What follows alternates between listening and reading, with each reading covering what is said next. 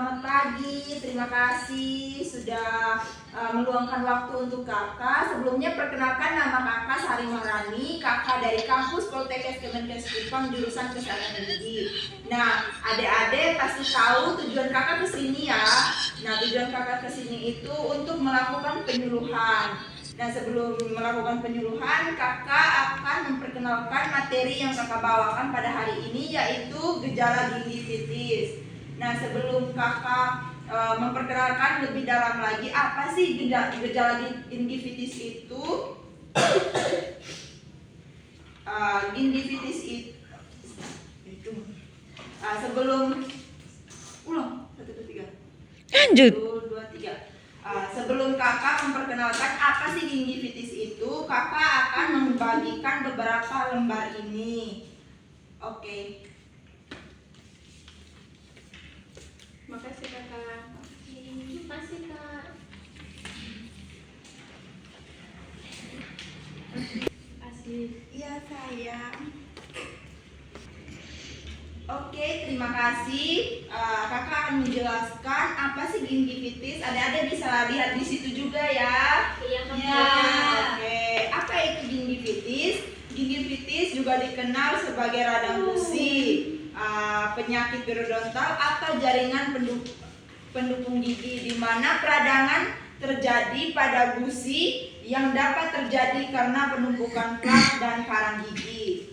Nah, peradangan gusi yang sehat dan perbedaan gingivitis. Nah, yang pertama itu ada gusi sehat. Gusi sehat itu yang pertama ada berwarna merah muda hingga warna terang. Yang kedua itu tekstur kenyal dan tidak bengkak. Dan yang ketiga itu tidak berdarah saat menyikat gigi atau menggunakan benang gigi.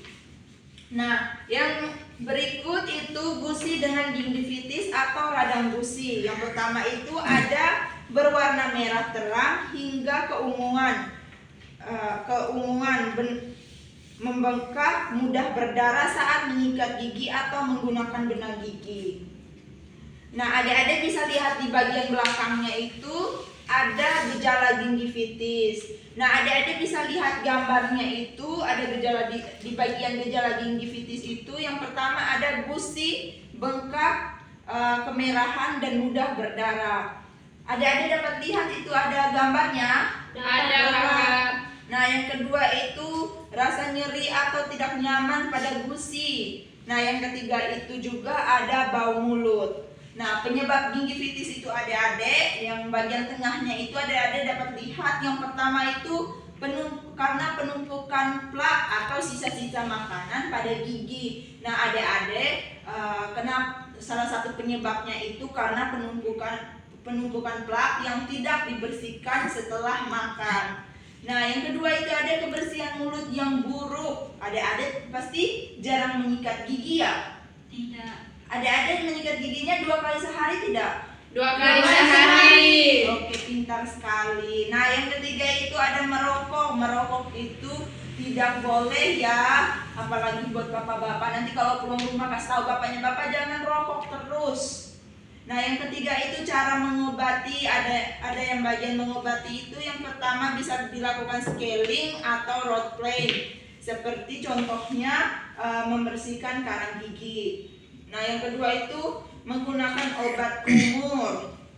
Yang ketiga membersihkan gigi menggunakan filling blade atau dental row.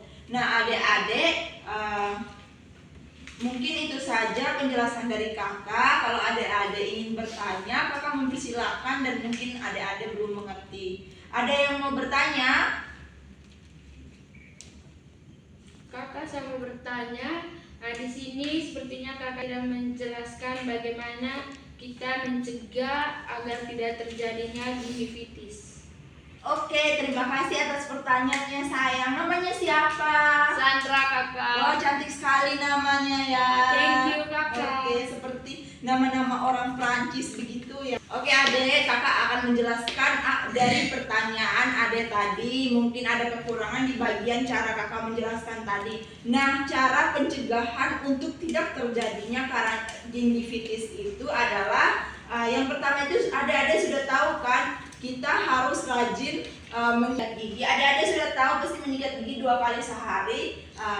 Salah satunya itu harus menyikat gigi 2 kali sehari, pagi setelah makan dan malam sebelum tidur. Kenapa menyikat gigi? Sehingga supaya tidak terjadinya penumpukan plak. Nah, dari plak itu terjadinya karang gigi. Nah, karang gigi yang tidak dibersihkan itu bisa masuk ke dalam, salah satunya itu bisa masuk ke dalam saku gusi.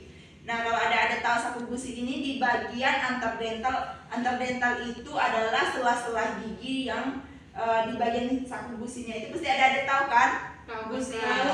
Gusi ya. Pintar sekali dengan mengonsumsi makanan yang sehat seperti yang berserat, contohnya buah-buahan dan sayuran, dan rutin untuk periksa gigi ke dokter gigi 6 bulan sekali untuk orang tua dan 3 bulan sekali untuk anak-anak. Nah, apakah Ade Sandra sudah mengerti? Sudah kakak, terima kasih. Oke sayang, sama-sama. Nah, baik adik-adik, tidak ada pertanyaan lagi? Tidak.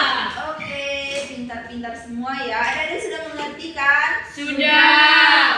Oke adik-adik, baik, terima kasih. Mungkin itu saja penyuluhan dari kakak.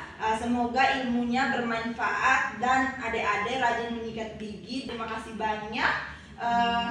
Oke adik-adik, bye. Selamat makan. Selamat